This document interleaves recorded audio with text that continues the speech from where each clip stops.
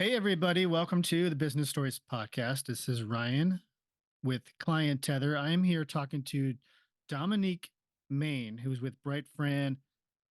She's an expert in the franchising world. And we're going to talk today about something that I think is on everybody's minds, especially emerging brands leads. How do I get qualified leads? What should I be spending? What's my process? What am I looking to do as far as strategy? And how can I make the most of what I have to work with as an emerging brand? So, Dominique, thank you for being here. I'm excited to talk to you. Tell us a little bit about your background and then a little bit about BrightFran too, so we can learn about that. Awesome. Thanks for having me, Ryan. Yeah. So I've been in franchising about 20 years now. Started out in the women's wellness space, actually, and have since then really loved the journey of this amazing business model and all the opportunities that it provides to people. Over the last 10 years, I've been in consulting because I love to help people do things smarter, faster, better, right? And brighter. So my company, BrightFran, does just that. We help franchisors to or basically optimize various areas of their operations and their sales and marketing in particular. And then we also have a segment of our business that's a brokerage where we refer candidates to franchisors that are a great fit for them. Yeah. So the biggest question is, this is the elephant in the room. Everybody wants to spend very little money and get high quality leads, which is very difficult to do. How do you approach advising people on their lead generation for as an emerging franchisor? What should they be thinking about? How should they be approaching it in an intelligent way when it comes to the marketing for that? Yes. So I have spoken to about 30 franchise CEOs in the last 30 days, asking them what they are needing. What are their biggest needs in their business? And that was the resounding theme, Ryan, that they Yeah. want more and better franchisees in their system. And it's not magic, right? Sales and marketing is not a magical art, it's a science. There is some art to it, but there are very specific things that we do, that successful franchisors do to build up their brand. So one of the most critical aspects of that is having strong operational procedures and processes and a great franchisee coaching and support team so that you have really high validation. But on the front end, there has its own systems and processes, right? That can help you to generate the number of deals that you're looking to do each year. And we talk a little bit about, I think in that process, there's a vetting phase, right? So you really want to vet and make sure culturally the lead is a fit. Financially, of course, is important, obviously.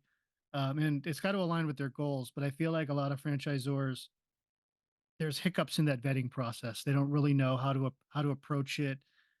They might think a candidate is good, and turns out later they're not good, or all of a sudden a spouse gets involved or a partner, and then all of a sudden the deal goes awry.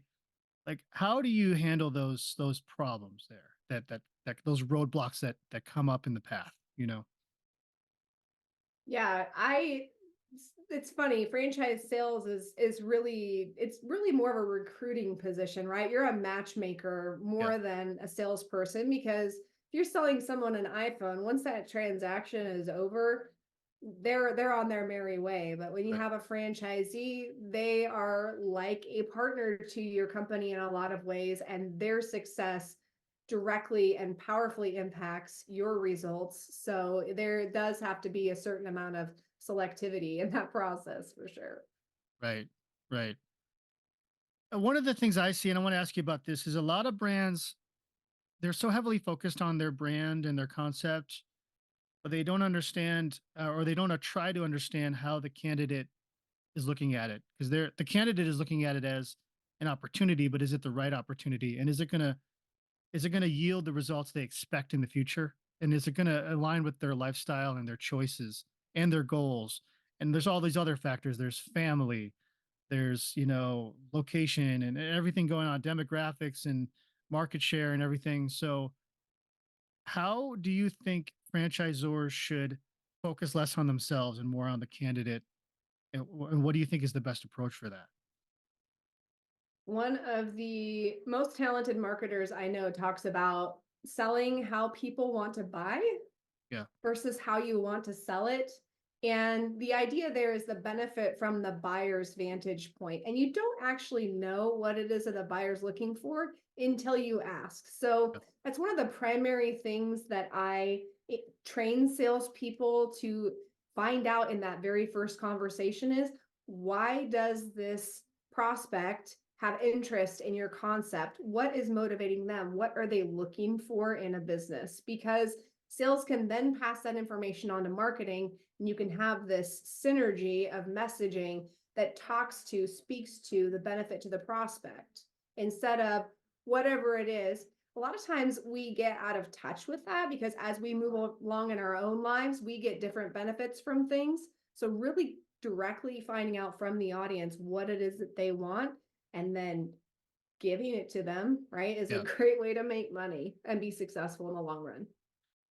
I mean, you've talked to, you said 30 or so franchisors in the last 30 days, and I'm sure you've had other stories in the past. Like, do you have any examples of times when that went really well or that really worked out and it clicked in terms of that strategy that you could think of?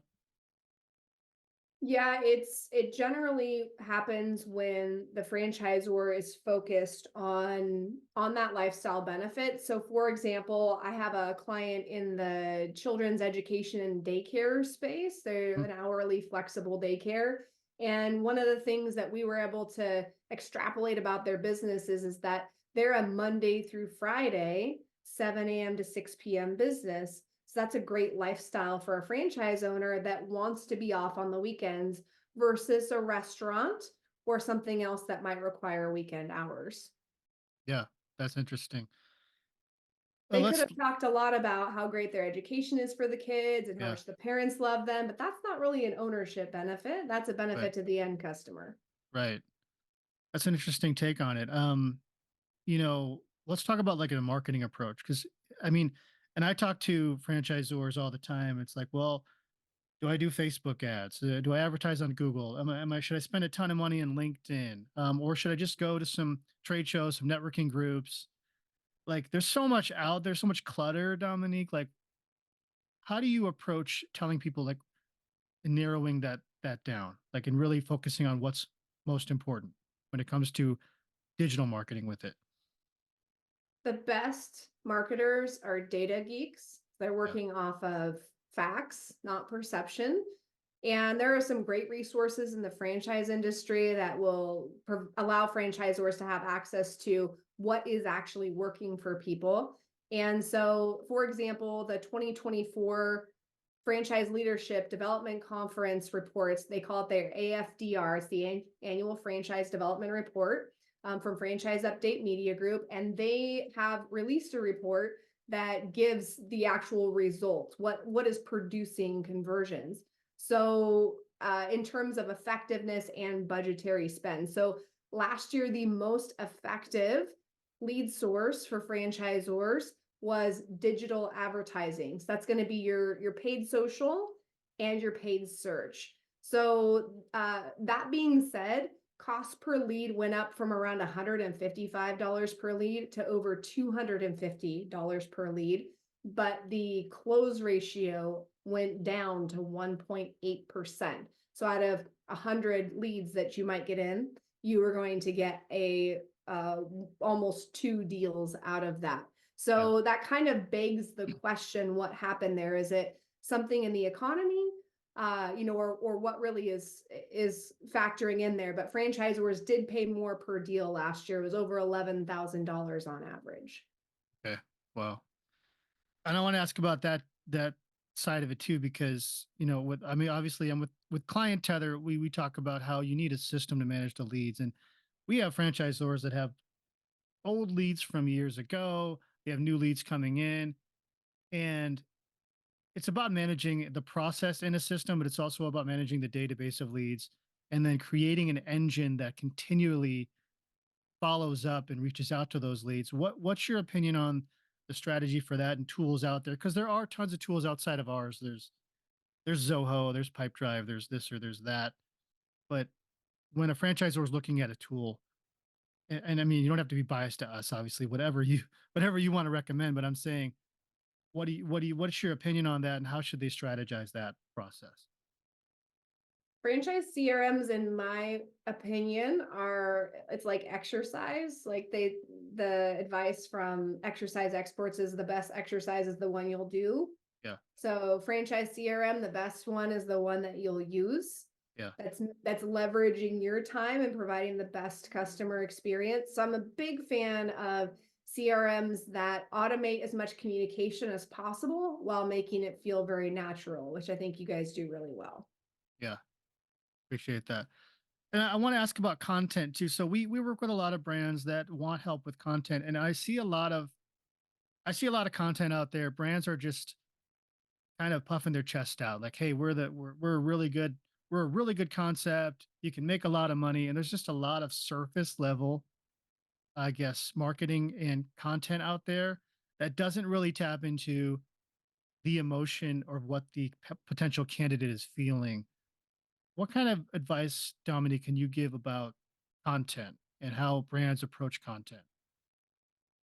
Well, thinking about it from that perspective of what's in it for me, really, again, thinking about the benefits from that customer's perspective, I have three main areas that I like to hit when I make initial contact with a prospect.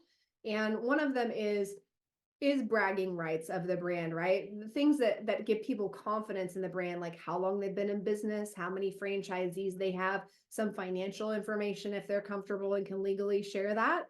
I also the like to talk to people about the discovery process, because people that are used to buying things like iPhones are thinking, if they're uneducated, they're going to hop on a call with a salesperson. That salesperson's going to try and cram a franchise opportunity down their throat, and they got to make a decision in 30 minutes. Yeah, So educating them on the education and this mutual discovery process, so they have a comfort level that we're going to get to know each other, and you're going to have all the information you need to make a great decision for yourself, and we'll have the same by the end of that 30 to 90-day process.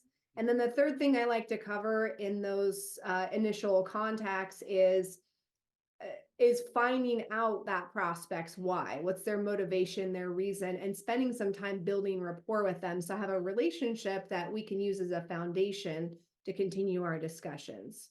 yeah. When you go through that and you hit some roadblocks, like let's say, I've heard a lot of stories of really gotten someone down the wire and they're ready to go, and then all of a sudden something just a wrench that's thrown into the fire. A spouse or partner says, "Oh, we're not ready for this," or "This is a big financial decision," or any number of things happen. To take a job, a big job offer comes, and it's like, "Oh, I really need the security of that." Um, how do you approach that? I mean, without being too salesy and too pushy, I guess, right? Like, what are your thoughts on that, Dominique? So part of that is what I call amateur hour, and I can say that because I've been there.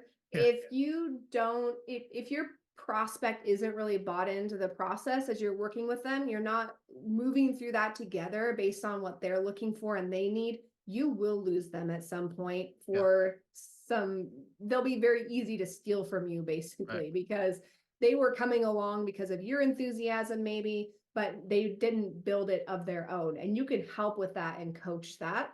So there are things, and we should all be committed to a win-win to really be successful in this business long term. That's what helps everybody to grow.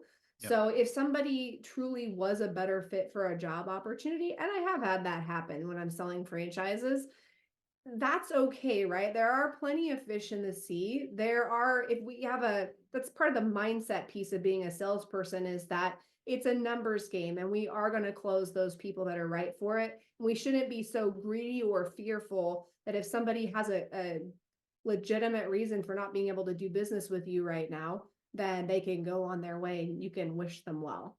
yeah, Doesn't yeah. need to be a nasty breakup. Right, right. We've all had those, yeah. So, but I want to ask from like a consultant standpoint, a consultant who's consulting for multiple brands, right? Like, let's talk about the approach for that. What have you learned from some of the top consultants out there in terms of their approach and how they differ? Because I know I've talked to a lot of consultants. I know some are doing well, some are doing better than well. What's your thoughts on that, or sort of what's the approach for that? In terms of being as successful as possible in bringing people through a sales pipeline? Yeah, when it comes to fitting them with the best brand, if you have a whole pool of brands to work with, what do you recommend as far as the process of getting them to the right match and then actually carrying it through? Because it's not, instead of just focusing on one brand, you've got, 300, let's say you're working with. That's a whole different sort of playing field, right? So what are your thoughts on that approach and how a, general broker or consultant should handle that? Yes. Okay. So on the brokerage side of the business, there's really two key things that we're looking for in a franchisor that we're going to recommend people to. One, we want best in class proof of concept that if I build a relationship with somebody and then recommend you, my reputation's on the line and I want referrals from that person because they're doing amazingly well in their business. So proof of concept that you have invested into a healthy ratio of support staff for your franchisees, that you are generous and that your business model really works. So that's priority number one. Priority number two is that the business aspect of that relationship works, which is that you have a great closer on your team who knows how to coach the people we recommend to close with a strong close ratio, and that the commission that's being paid for that is fair and with industry standards. Mhm. That's good to know. Yeah. So I research my brands based on those things in advance. And then when I'm meeting with prospects, I can recommend people that I know are going to take care of everybody in the business transaction, that we're all going to come out happy. Yeah. And I know you said earlier you talked to 30 CEOs, I think you said, in the last 30 days. I mean, Yes. and what are some takeaways of that? Like I mean, outside of what we're talking about now, what sort of challenges are you seeing with them? What sort of questions do they have? What have you learned talking to them in general? The number one challenges that I witnessed were franchisors wanting more and better deals, more and better franchisees. So I think that goes back to where we started our conversation in using resources like the annual franchise development report. Also, Fran Connect has a report that they put out every year that talks about the top converting lead sources. So referencing sources like that to learn best practices, then measuring your own results. Because even though the AFDR says 11,600 and some change per deal average, you need to know what your average is and then budget every year based on that. Because again, if we're thinking this is not magical, right? It's a science. Then if I want to get 20 deals at 11,000, or let's say 10,000 for fun, easy math for me, you're going to want to budget $200,000, not counting your team, your development people, your marketing people, but your actual advertising spend should be around $200,000 to get those 20 deals. And not just expect that you could spend 50 grand and people will come flooding to you, because that's not science, right? That's Yeah. wishful thinking. Right. Right. Yeah. So any parting words in terms of, what you're doing with BrightFran, or what other things you can do to help people with your company? And I just want to ask too, with BrightFran, like, how do you feel you're unique in the marketplace? Like, what's your approach like in terms of what you're doing with your company? BrightFran is a collective of best in class individuals that help franchisors to do things brighter. So we have a team with over 80 years of experience in business and franchising that can act as fractional expertise to a franchisor as they're hitting certain stages of growth. Usually we have clients anywhere from brand new emerging all the way up to 150 plus units, just needing some specialized expertise. And that can be a much more efficient way to do things than hiring a high dollar executive and having them contribute what they may. Yeah. Right. Well, this has been good, Dominique. How can people reach out to you if they have questions or want to know more? Our website at brightfran.com is a great way to reach us. And I also love connecting with people on LinkedIn. I do regular educational videos on the industries. So I'm under Dominique Main, so I'm fairly easy to find, and look forward to connecting with everyone. All right. Thank you, Dominique. It's been good. I wish you the best of luck with everything. And if you have questions for Dominique, if you're out there, please hit her up on LinkedIn, go to her website. This is Ryan signing off. Thanks, Dominique. Thank you, Ryan.